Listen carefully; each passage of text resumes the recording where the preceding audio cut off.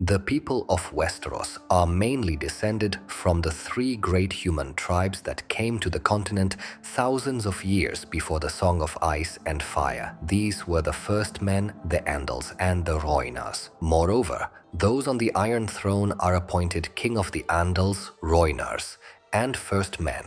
Let me tell you more today about the second great migration and those called the Andals. If you like our videos, subscribe to the channel and write a comment. It helps us create better and better content. While in Westeros, the first men sought to rebuild the losses they suffered during the Long Night, the first empire, Old Geese, was formed in neighboring Essos. However, the Ghiskar were defeated the Valyrians, who managed to tame powerful dragons. Valyria grew at an alarming rate, and its driving force was slavery. Slaves were sent to hazardous work in the mines. Many fled in fear of the Valyrians, but only few managed to do so.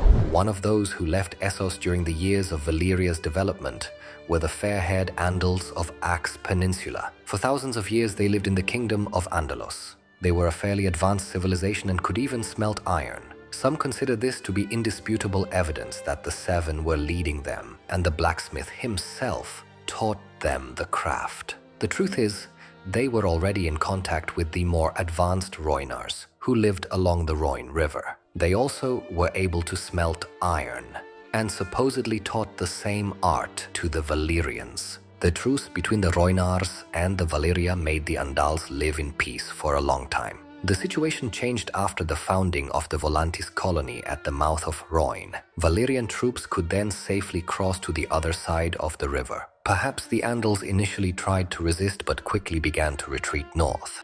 When they reached the sea, some accepted their fate and stood their ground until their last breath. Others built boats and sailed across the narrow sea to Westeros. The Septons, of course, give a slightly different version of events. They teach that the Seven descended among their people and crowned Hugor of the Hill. They also promised his family great kingdoms in a distant land. Inspired Andals built boats and, with a smile on their faces, sailed towards Westeros. The fact is, however, that a trip across the sea ignited faith in the Andals. Many warriors carved a 7-pointed star on their skin during the voyage, and they swore to the gods that they would conquer all lands in Westeros. They landed in the fingers of the Arryn's Valley. Countless 7-pointed stars can still be seen carved on the rocks where they landed. With fire and sword, they began their conquest. The first men still using bronze weapons were much more numerous, but it was impossible to fight with the Iron Army. A series of wars took place between them for decades.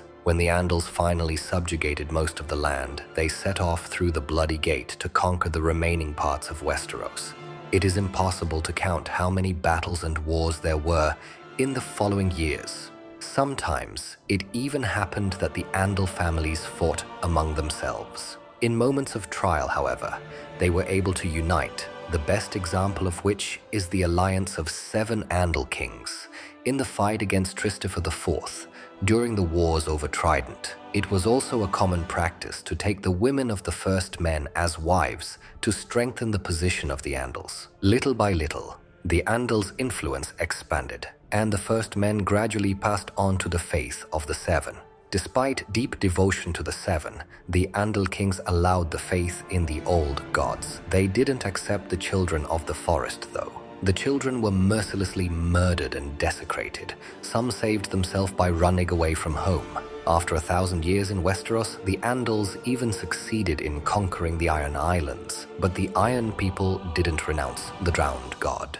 Though tried, the faith of the Seven never took root on the islands. Only the northern areas of Westeros weren't captured by the Andals at that time. The kings of winter were defended by impenetrable swamps and Moat Cailin. Many Andal chiefs have broken their armies in an attempt to cross the neck.